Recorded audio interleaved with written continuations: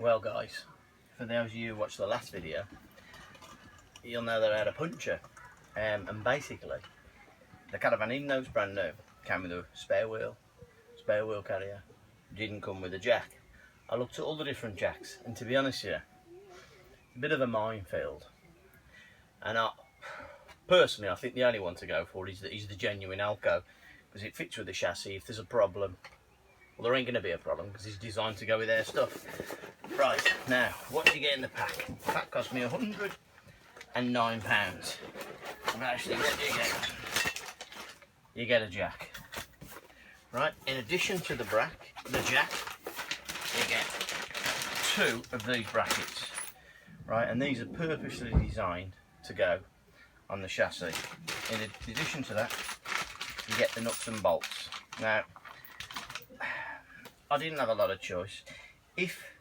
Depending on the chassis, must fit different chassis Alko make, but there's like a spacing bracket to fit on that one. But for mine, we just fits it with a long piece, and that goes to the floor. You don't put anything in there. So basically, one nut through there, and one nut through there. And obviously, with the Alko chassis, it's got all the holes and everything. I'm going to quickly run you through it and show you how I do it. Okay.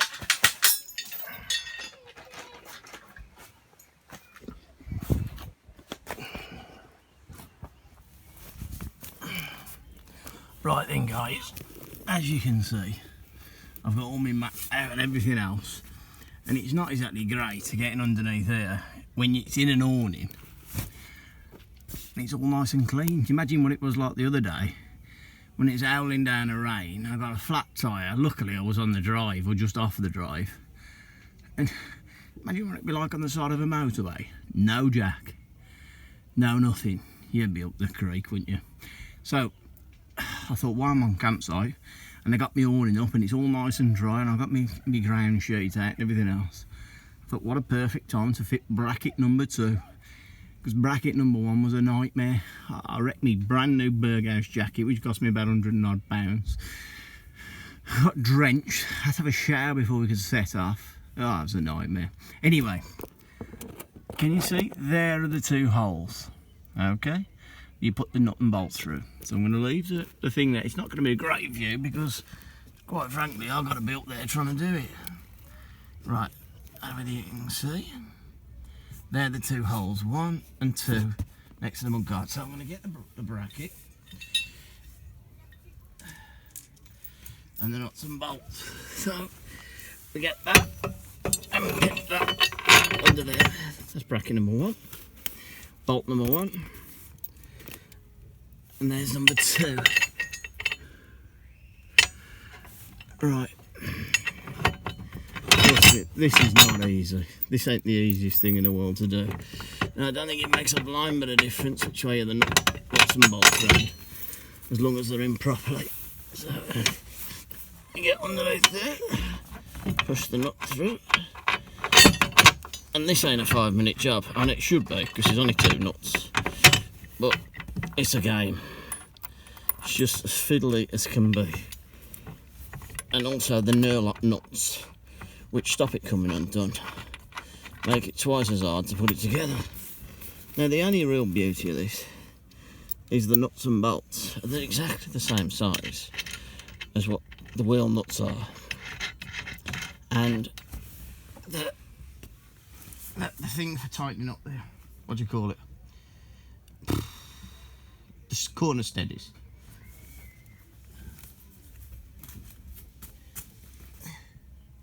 Right then, here we go. So I got me 1 nut. I can put that on there, but what I'm going to do is crawl underneath the Caravan the best I can. As you can see, let's go right.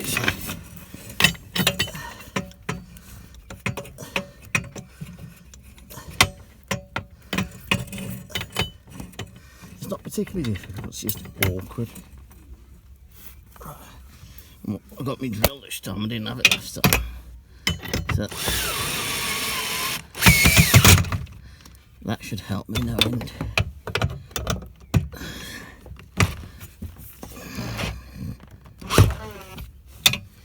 Okay, that's number one. And then number two is twice as hard because the nut's a bit too long. And of course, the drill bit.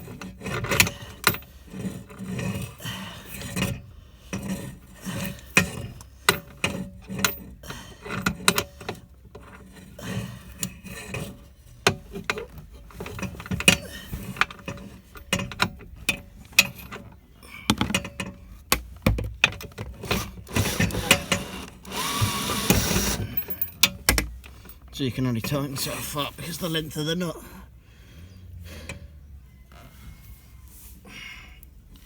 So the easiest way I found was to use that and get that, and then you're going to have to span the rest.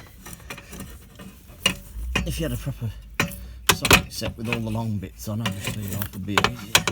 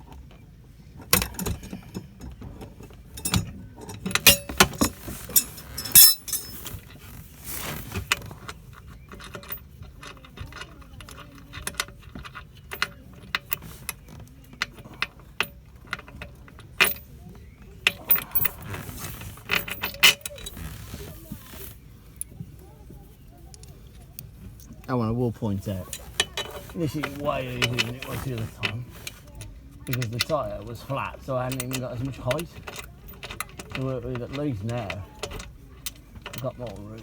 Headroom.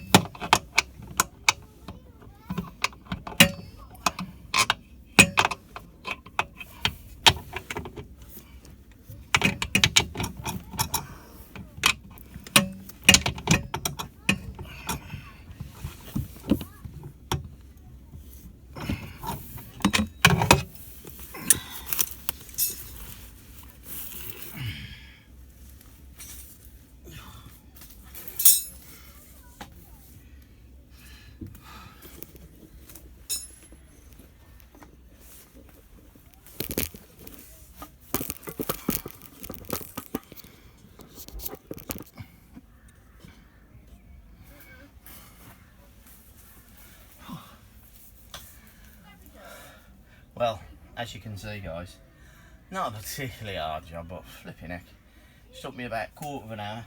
And what you've got to bear in mind is, I've done this on a nice clean sheet, in my awning, all in the dry grass, dry everything else. In addition to that, the tyre on this side is not flat, so I've got extra height. Now, you imagine, side of the road, piddling down a rain, lower height, no tools. I mean, I'm not hardly equipped at the minute. I mean, all I've used is a spanner, wheel brace, hitch, what do you call it, corner steady handle, and me drill. And that's all I've got on me. So, take my advice. Just do it before you need to do it, before you have to do it, because it's a nightmare, absolute nightmare if you get a puncture and you ain't got all the kit. Anyway, thanks for tuning in. Catch you again. Bye.